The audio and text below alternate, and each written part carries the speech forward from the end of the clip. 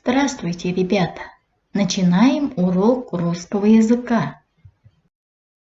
Мы продолжаем изучение раздела «Моя родина – Казахстан».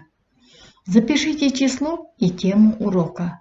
Гордимся мы своей страной. Сегодня на уроке ты будешь определять значение слов из контекста, отвечать на вопросы, соблюдать грамматические нормы в речи и на письме, а также вспомнишь об имени существительном. Каждый человек, живущий на планете, испытывает чувство гордости за свою родину, за свой народ и страну, свою землю и историю. И нам, казахстанцам, тоже есть чем гордиться. Мы вправе гордиться в первую очередь именами наших великих предков далекого и близкого прошлого, которые оставили глубокий след в различных сферах деятельности. В Казахстане много успешных спортсменов, людей творчества, предпринимателей и ученых. Каждый год появляются новые имена, которые заслуживают внимания и уважения. Обрати внимание на картинки. Что ты знаешь об этих людях? Об этих людях в Казахстане и мире говорят: они настоящие патриоты своей страны. Почему о них так говорят? Что они сделали для своей родины?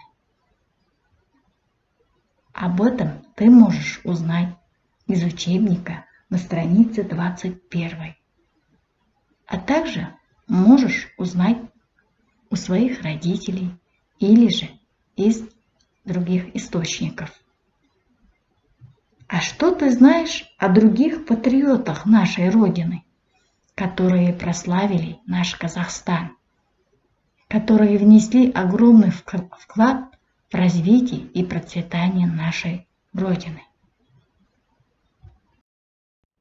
Давай вместе порассуждаем, чем может гордиться Казахстан. Казахстан – это независимая страна.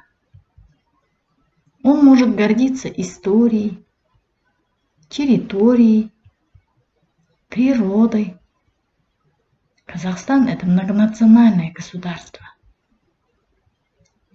Как мы уже говорили, Казахстан может гордиться героями прошлого, батырами, акынами, учеными, спортсменами, творческими личностями, а также достопримечательностями. Мы с тобой привели только несколько примеров. Их можно перечислять и перечислять. Давай перейдем к грамматической теме урока и вспомним правила. Как называется самостоятельная часть речи, которая обозначает предмет и отвечает на вопросы «кто», «что»? Она называется именем существительным. Например, кто девочка, кто кошка, что дерево, что стол.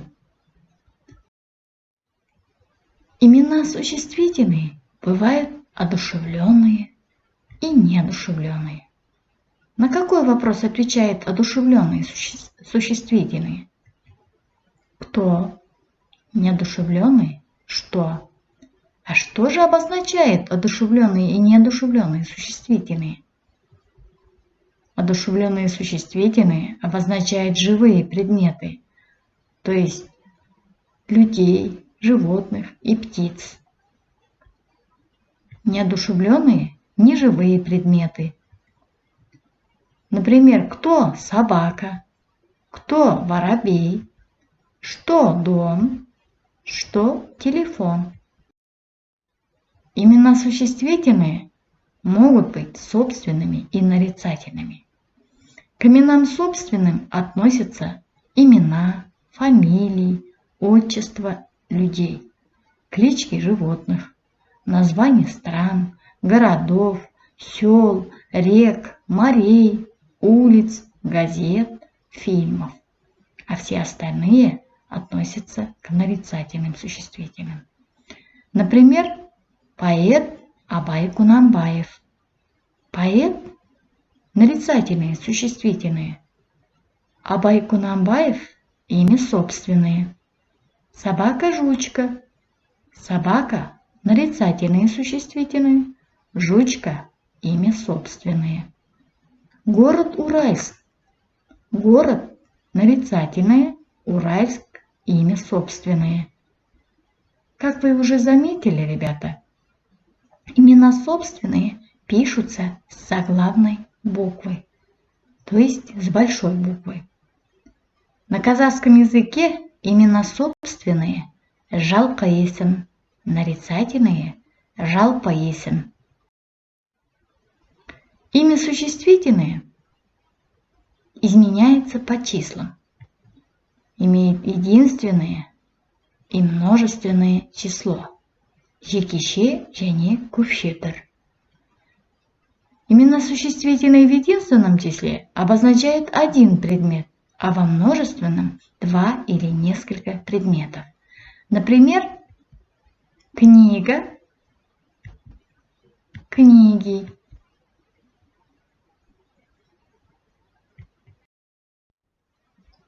А теперь послушай стихотворение. Урок номер 8. Моя республика. Она велика от Алтая до Каспия. Она широка, как народа душа. Она же Европа, она же и Азия, и волны Жайыка, и всплеск Иртыша. Родная земля, молодая и древняя, пою о тебе и тобою живу. На север взгляну, вижу зелень деревьев я, на юг посмотрю, ветры сушат траву. Есть все у тебя, и леса, и озера, и синие глуби натруженных рек, бескрайние степи, высокие горы, и я, твой хозяин и твой человек.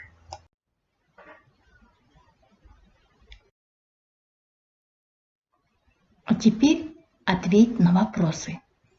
Какие слова тебе запомнились?